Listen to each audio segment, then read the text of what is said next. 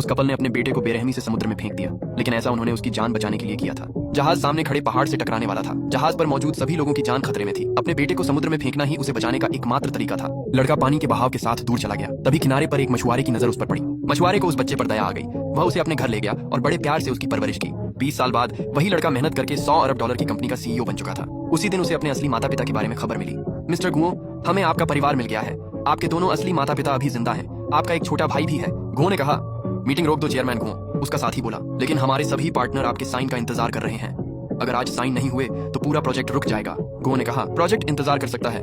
मेरा परिवार 31 साल से मेरा इंतजार कर रहा है। जिन्हीं गाड़ी और कुछ तोहफे तैयार करो, मैं घर जा रहा हूँ। फिर उसने कहा, आज मेरे छोटे भाई गुओ पिंगान की शादी है। मेरी भाभी के लिए एक और तोहफा रख देना। जिन्हीं ने कहा, मेरा सुझाव है कि आप अकेले ही अंदर जाएं। आपके बूढ़े माता पिता अपने बेटे का इंतजार कर रहे हैं, किसी बड़े कंपनी के चेयरमैन का नहीं। और आज आपके भाई की शादी है। अगर पूरा काफिला अंदर गया तो बहुत भीड़ जमा हो जाएगी। गुओ ने कहा। जिन्हीं, मेरे लिए कुछ साधारण कपड़े लाओ। जी मिस्टर गुओ, अभी लाता हूँ। फिर उसने अपने लोगों से कहा, सब लोग गांव के बाहर ही रहना। मेरी इजाजत के बिना कोई अंदर नहीं आएगा। जी सर। गांव में लोग बात कर रहे थे। सुना है चुआन यू ग्रुप यहाँ यूनलिन न्यू सिटी बना रहा है। जब जमीन खाली होगी तो गांव के बाहर वाले पुराने घरों की कीमत बहुत बढ़ जाएगी। शायद श्याओ दहू को भी ये बात पहले पता चल गई है। वह रोज जमीन के बारे में पूछ रहा है। उधर शादी में दुल्हन की माँ ने कहा, आज दहेज में 2 लाख और देने होंगे। एक पैसा भी कम हुआ तो शादी नहीं होगी। पिंगान के परिवार ने कहा, हमने पूरे 2,80,000 दे दिए हैं। घर का सामान, फर्नीचर और शादी का खर्च भी आपकी मांग के हिसाब से दिया है। मेहमान भी आ चुके हैं, अब पैसे बढ़ाना सही नहीं है। दुल्हन की माँ बोली, मेरी बेटी तुम्हारे घर जा रही है। उसके भविष्य के लिए थोड़ा ज्यादा मांग रही हूँ। इसमें गलत क्या है? पिंगान ने कहा, माँ सिर्फ हमारा भविष्य सोच रही है। अब हम एक परिवार बनने वाले हैं।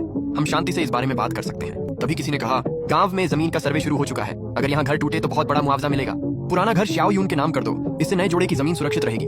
और अगर हमारा खोया हुआ बड़ा बेटा कभी वापस आ गया तो वह घर के हिस्से के लिए झगड़ा नहीं कर पाएगा। पिता ने तुरंत कहा, यह घर किसी के नाम नहीं होगा। दुल्हन की माँ ने पूछा, क्यों? पिता बोले, ये घर मेरे दोनों बेटों का है। जब तक चांगचुआन वापस नहीं आता मैं उसका हिस्सा संभाल कर रखूंगा। वह 31 साल से गायब है।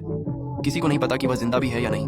फिर भी उसके लिए घर क्यों बचा कर रखना? घर श्याओ यून के नाम कर दो। तुम दोनों बगीचे के पास वाली पुरानी झोपड़ी में रह लेना। ये घर नए जोड़े को दे दो। पिंगान ने कहा, इस कमरे को कोई हाथ नहीं लगाएगा। उसकी माँ बोली, तुमने अपने भाई को कभी देखा तक नहीं, फिर उसका इतना सामान किसके लिए संभाल कर रख रहे हो? पिंगान ने कहा, मैंने अपने भाई को कभी नहीं देखा, लेकिन माँ और पापा 31 साल से उसका इंतजार कर रहे हैं। जब तक वे उसे अपना बेटा मानते हैं तब तक इस घर में उसका भी एक कमरा रहेगा। इस कमरे की कोई चीज नहीं फेंकी जाएगी। ये सब चांगचुआन का है। जब तक मैं जिंदा हूँ उसके लिए ये कमरा हमेशा रहेगा। दुल्हन की माँ हंसते हुए बोली, तुम 31 साल से ऐसे इंसान के लिए जूते बना रही हो जो शायद बहुत पहले मर चुका है। तुम्हें अजीब नहीं लगता? माँ ने कहा, वह मरा नहीं है। मैंने इस साल भी चांगचुआन के लिए नए जूते बनाए हैं।